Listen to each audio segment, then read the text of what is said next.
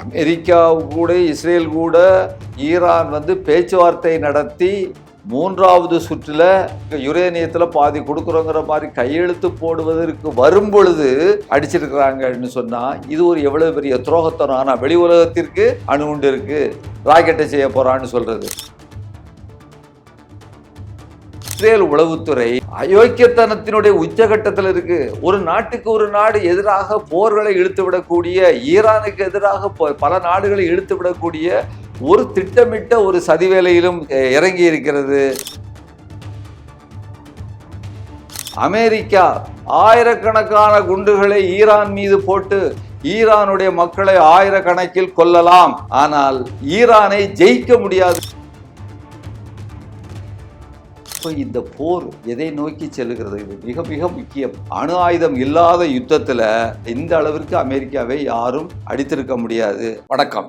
இன்றைய தினம் Israel, America, Iran இந்த போர் குறித்து கூடுதலான சில தகவல்களை நாம் உங்களோடு விவாதிக்கலாம் என்று எண்ணுகிறேன். இன்றைக்கு இந்த போர் நடந்துகிட்டு இருக்கும்போது பார்த்தீங்கன்னு சொன்னால், உலகத்தில் உள்ள மேற்கத்திய நாடுகளில் பல நாடுகள் இந்த போருக்கு எதிரான ஒரு நிலைப்பாட்டை மெதுவாக எடுத்துக்கொண்டிருப்பதை நாம் காண முடிகிறது. ஸ்பெயின்கிற ஒரு நாடு நேட்டோவில் இருந்த நாடு, ஐரோப்பாவில். அந்த நாட்டுடைய பிரதமர் ரொம்ப தெளிவாக சொல்லியிருக்கிறார், அமெரிக்காவை பார்த்து, உங்கள் நிகழ்ச்சி நிரல் திட்டம் வேறு, அதில் நாங்கள் தலையிட முடியாது, அதற்கு நாங்கள் உதவி செய்ய முடியாது என்பதை மிக தெளிவாக ஸ்பெயினுடைய பிரதமர் சொல்லியிருக்கிறாருங்கிறத பார்க்கும் பொழுது என்ன துணிச்சலோடு ஒரு ஐரோப்பாவில் சொல்லியிருக்கிறாரு. அதுபோல் அவர் பேசுகிறத பார்த்து ஜெர்மனியிலையும் சரி, இன்னும் மற்ற ஐரோப்பிய நாடுகளிலும் சரி, ஒரு தனித்துவமான அமெரிக்காவிலிருந்து விலகி இருக்கக்கூடிய ஒரு நிலையை எடுப்பதை நோக்கி சிறிது சிறிதாக நகர்ந்து கொண்டு இருக்கிறார்கள் என்பதை நாம் இங்கு பார்க்க வேண்டும். இந்த செய்தியை கேட்ட உடனே ட்ரம்ப்புக்கு வெள்ளம் வந்த மாதிரி ஸ்பெயின் மேல உள்ள எல்லா வியாபார உறவுகளையும் துண்டிச்சிருங்க, வரிகளை கூட்டுங்க அப்படின்னு சொல்லிட்டு அந்த ஆள் சொல்லக்கூடிய அந்த செய்தியும் இன்றைக்கு வந்து கொண்டிருக்கிறது. அதுபோல இன்றைக்கு பார்த்தீங்கன்னா, அமெரிக்காவில் உள்ள செனட் இந்த போருக்கு எதிரான, இந்த போர் வேண்டாம் என்று சொல்லக்கூடிய ஒரு தீர்மானத்தை நிறைவேற்றி இருக்கிறது. உடல் வலிமையை உறுதி செய்யும் சிலாஜித், கவனத்தை மேம்படுத்தும் அஸ்வகந்தா மற்றும் உயிர் சக்தியை பெருக செய்யும் சஃபேடு முஸ்லி போன்ற இமயமலையின் உணவுப் பொருட்களை கொண்டு வந்து மிஸ்டர் பர்ஃபெக்ட் உருவாக்கப்பட்டுள்ளது. உங்கள் முழு குடும்பத்தின் ஆரோக்கியத்தை மா நேச்சுரல்ஸ் மூலம் உறுதி செய்திருங்கள். 100% இயற்கையான மூலிகை பொருட்கள் மூலம் உருவாக்கப்பட்ட மிஸ்டர் பர்ஃபெக்ட் மற்றும் மிஸ் பர்ஃபெக்ட் தலைமுறையாக குடும்பங்களின் உடல் வலிமை, மன வலிமை மற்றும் மகிழ்ச்சியை பெருக செய்கிறது. உங்கள் மகிழ்ச்சியான பயணத்தை துவங்க www.mannaturals.com என்ற இணையதளத்தை பார்வையிடவும் அல்லது வாட்ஸ்அப் எண்ணிலும் தொடர்பு கொள்ளலாம்.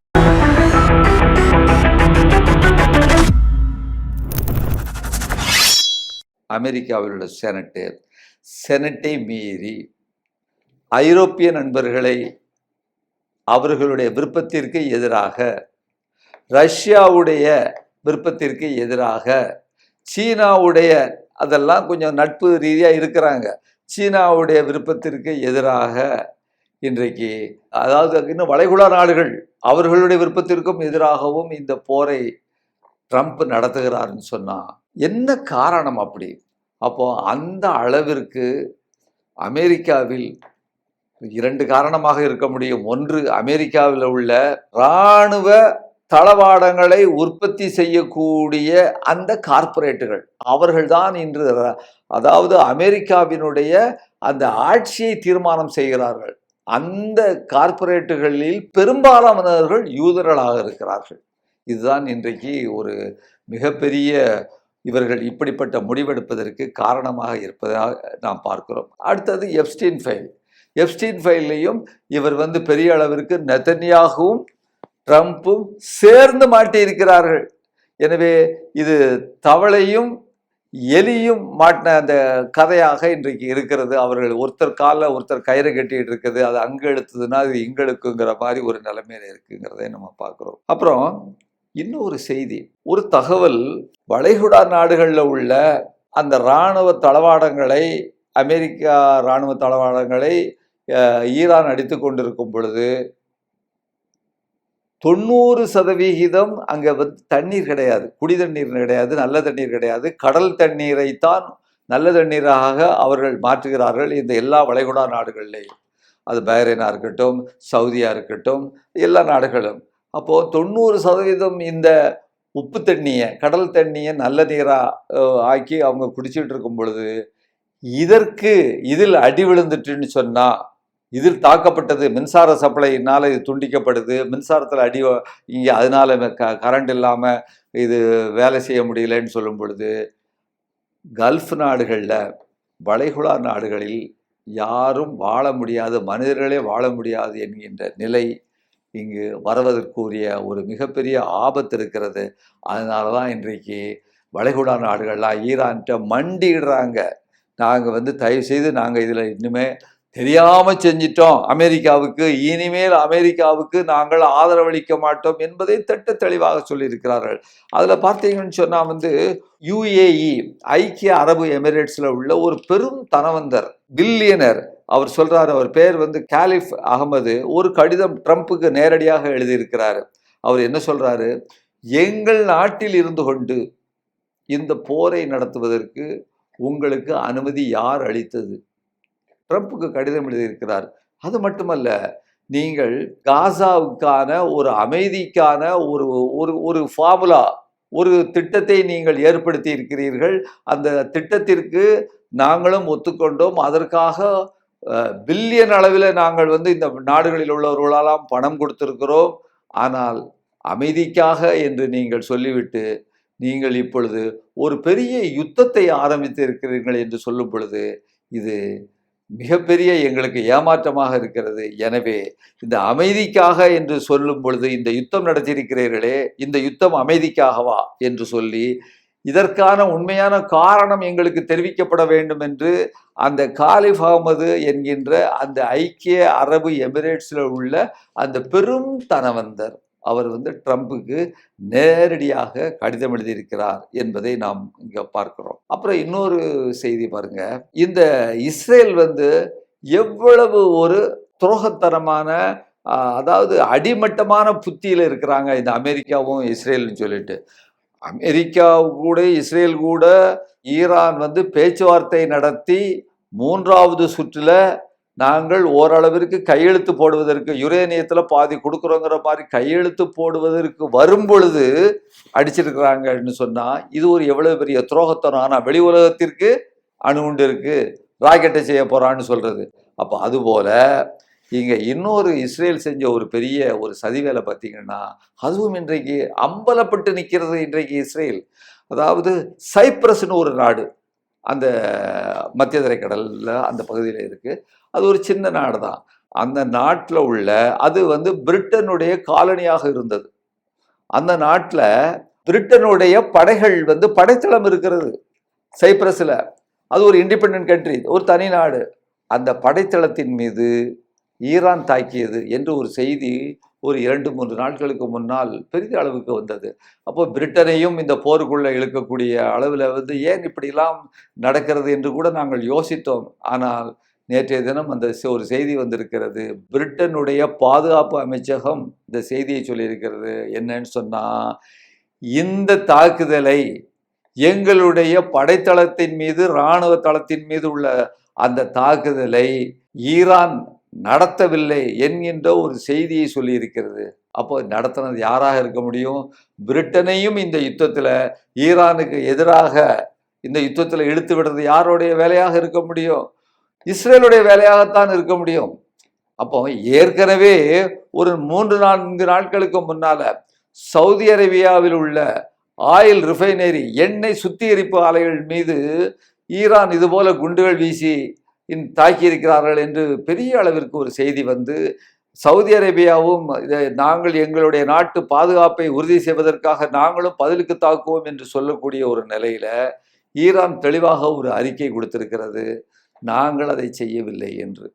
அப்படின்னு இப்படி சொன்ன உடனே சவுதி அரேபியா, ஏன்னா ஈரான் அப்படி சொல்லிட்டு சொல்லாமல் செய்கிற நாடு கிடையாது. ஆனால் அப்போ சவுதி அரேபியா என்ன உடனடியாக அதை பற்றி விசாரித்து சவுதியில் உள்ள என்ன செஞ்சாங்க, அந்த மொசேத், இஸ்ரேலுடைய உளவுத்துறையை நிறைய பேரை கைது பண்ணியிருக்கிறாங்க. அப்போ இந்த இஸ்ரேல் உளவுத்துறை அயோக்கியத்தனத்தினுடைய உச்சகட்டத்தில் இருக்கு. ஒரு நாட்டுக்கு ஒரு நாடு எதிராக போர்களை இழுத்து விடக்கூடிய, ஈரானுக்கு எதிராக பல நாடுகளை இழுத்து விடக்கூடிய ஒரு திட்டமிட்ட ஒரு சதிவேலையிலும் இறங்கி இருக்கிறது என்பதை கூட நாம் பார்க்கக்கூடிய விஷயமாக இருக்கிறது.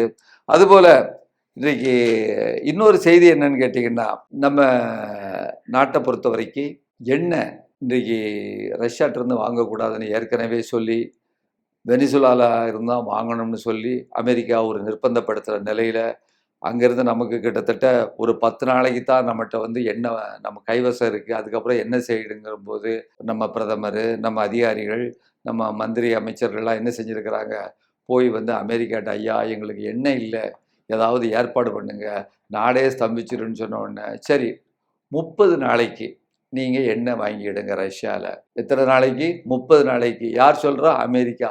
நம்மை பார்த்து வியந்து பார்த்த, உலகத்திலேயே மிகப்பெரிய ஜனநாயக நாடாக இருந்த அந்த இந்தியாவை பார்த்து 30 நாள் போனா போது வாங்கிக்கோ ரஷ்யாவிட்ட என்று சொல்லக்கூடிய அந்த ஒரு நிலையில் நாமும் அதை கேட்கக்கூடிய நிலையில் இருக்கோங்கிறது எவ்வளோ பரிதாபத்திற்குரியதுங்கிறத நம்ம பாருங்கள்.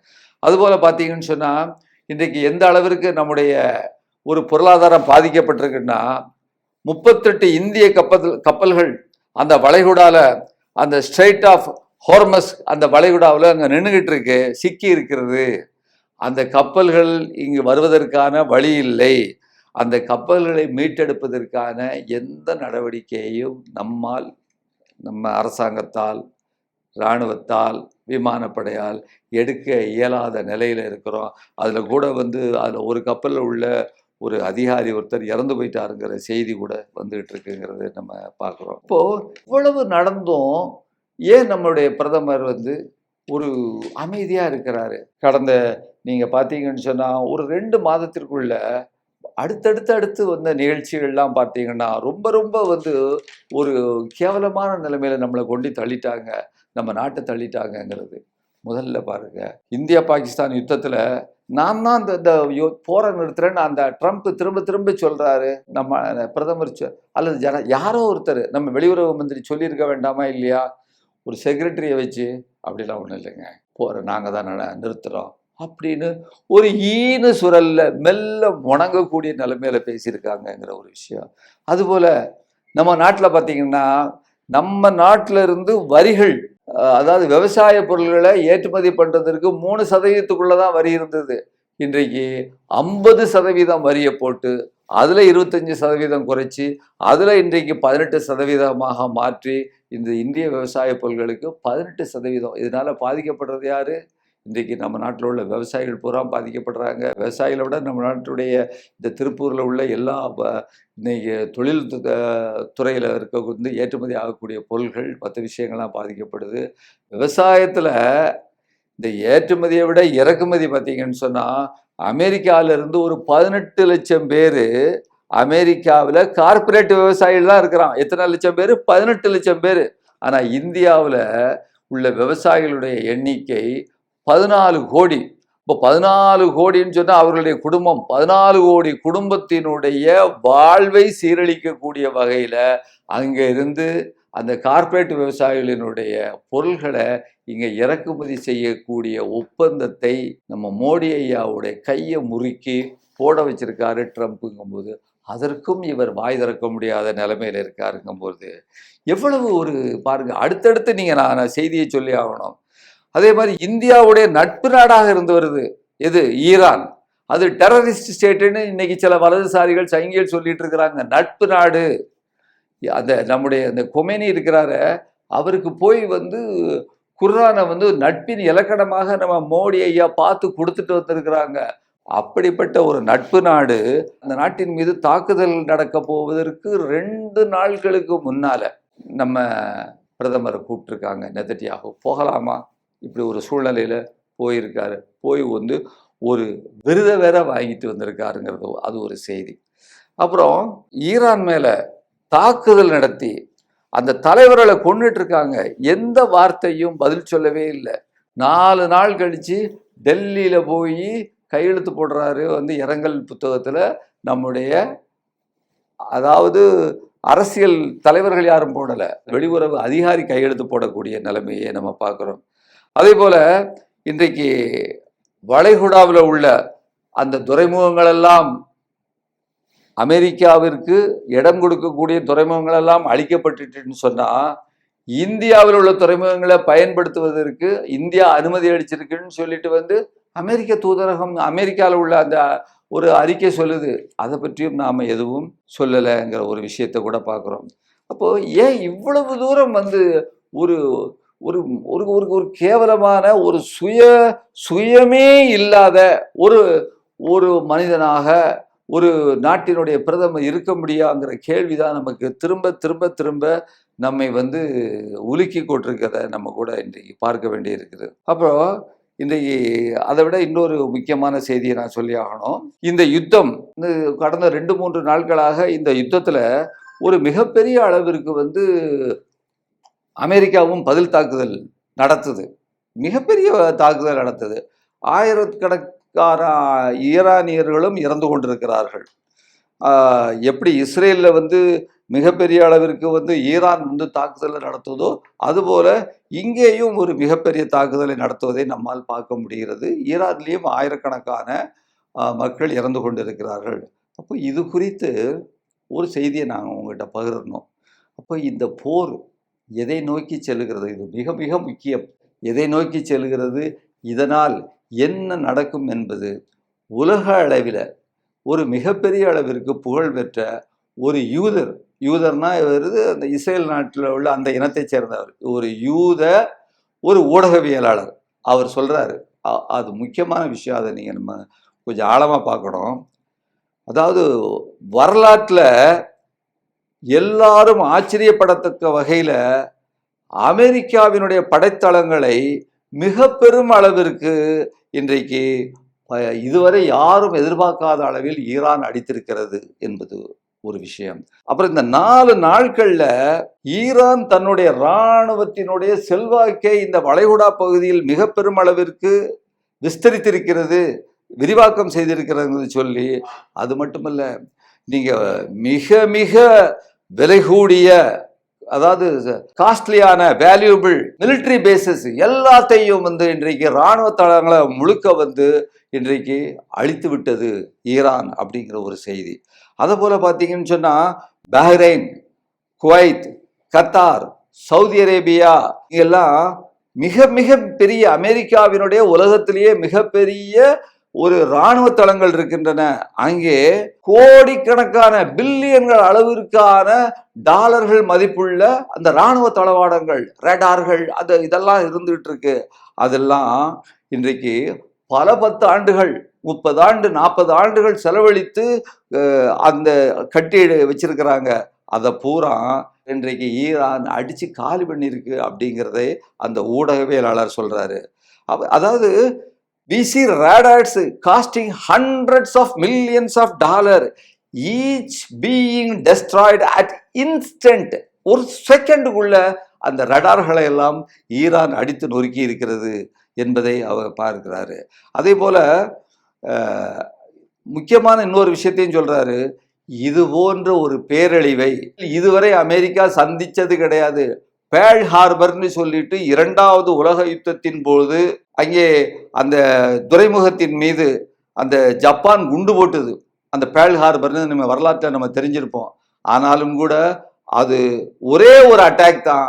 ஆனால் அதை விட பல மடங்கு இன்றைக்கு பேரழிவை அமெரிக்கா சந்தித்திருக்கிறது. இது அமெரிக்கா வரலாற்றில் இதுவரை இப்படி போல நடந்தது கிடையாது. அது மட்டுமல்ல, பார்த்துடுங்க, கன்வென்ஷனல் வார்னு சொல்லுவாங்க. அணு ஆயுதம் இல்லாத யுத்தத்தில் இன்றைக்கு அமெரிக்காவினுடைய இந்த அளவிற்கு அமெரிக்காவை யாரும் அடித்திருக்க முடியாது அப்படிங்கிறது. அதே போல இன்னொரு செய்தியும் சொல்றாங்க.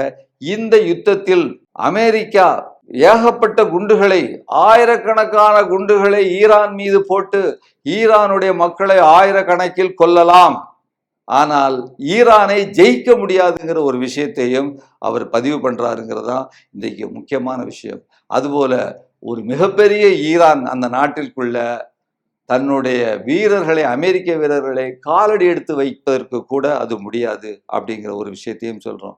அப்புறம் அது மட்டும் இல்லாமல் இனி அடுத்த 30 வருஷத்திற்கு வளைகுடா பகுதியில் அமெரிக்கா இன்று நுழைய முடியாத வகையிலே இன்றைக்கு அந்த ட்ரம்ப் அட்மினிஸ்ட்ரேஷன் அதை அடித்து காலி பண்ணியிருக்கிறது அந்த அப்படிங்கிற ஒரு செய்தியையும் இன்றைக்கு அவங்க சொல்லியிருக்கிறாங்க.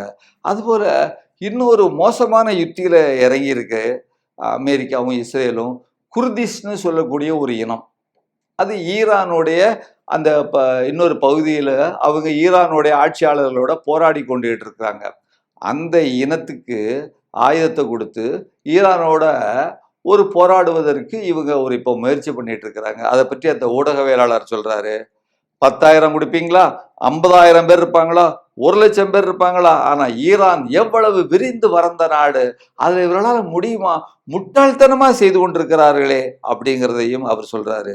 அப்புறம் இப்படிப்பட்ட ஒரு செய்திகளை இனிமேல் அந்த வளைகுடா பிராந்தியத்திற்கு திரும்ப முடியாத அமெரிக்கா, அது இன்னும் பல 10 ஆண்டுகள் ஆகுங்கிற செய்தியோடு அந்த ஊடகவியலாளர் மிக புகழ் பெற்றவர். அவர் பெயர் ஆலன் மிஸ்ராஹி என்ற ஒரு யூத ஊடகவியலாளர் சொல்லியிருக்கிறாருங்கிறத நம்ம கவனிச்சுக்கணும். அப்போ நம்ம இதில் என்ன சொல்ல வரோம்னா, ஈரான் அழியலாம், ஆனால் ஈரானை பிடிக்க முடியாது, ஈரானை வெற்றி கொள்ள முடியாதுங்கிறதா இங்கே முக்கியமான செய்தி. ஆனால் ஈரான் அழிவதோடு ஈரானில் ஆயிரக்கணக்கான மக்கள் அங்கே மடிவது போர் என்றால் நடக்கும். நாம் நேற்றே சொன்னோம், போரை நாம் விரும்பவில்லை. போர் எந்த நாட்டில் நடந்தாலும் சரி மக்களுக்கு எதிரானது. ஆனால் ஆயிரக்கணக்கில் ஈரானியர்கள் இறந்த போதும் ஈரானை பிடிக்க முடியாது என்பது. ஆனால் அந்த வளைகுடா பிரதேசத்தில் இனிமேல் அமெரிக்கா காலடி எடுத்து வைக்க முடியாது என்கின்ற ஒரு நிலை ஏற்பட்டிருக்கிறது என்பது அடுத்த விஷயம். இன்னும் அடுத்த விஷயம் என்னன்னு கேட்டீங்கன்னா, உலக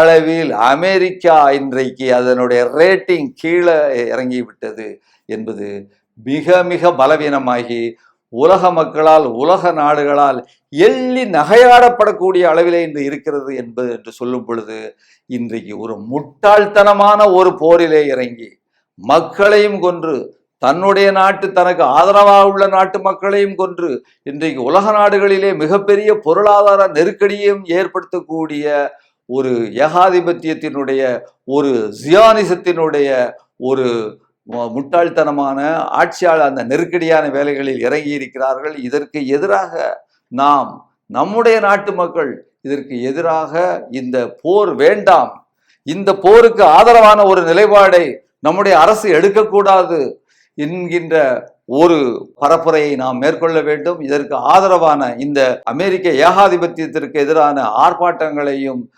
பரப்புரைகளையும் நாம் நடத்த வேண்டும். இதுவே நான் உங்களிடம் கேட்கக்கூடிய வேண்டுகோளாக இருக்கும் என்று கேட்டுக்கொண்டு விடைபெறுகிறேன். நன்றி, வணக்கம். ஊடகம் கார்ப்பரேட் அரசியல்வாதிகளின் கைப்பாவையாக அடிமைகளாக இருந்தது போதும், இனி சாட்டை எடுத்து சுழற்றும் நேரம் வந்துவிட்டது. ஊடகம் பொதுமக்களாகிய உங்களுக்காக, உங்களாலேயே இயக்கப்பட வேண்டும். ஊடக சுதந்திரத்திற்காக உங்களின் பங்களிப்பை இன்றே அளித்திடுங்கள்.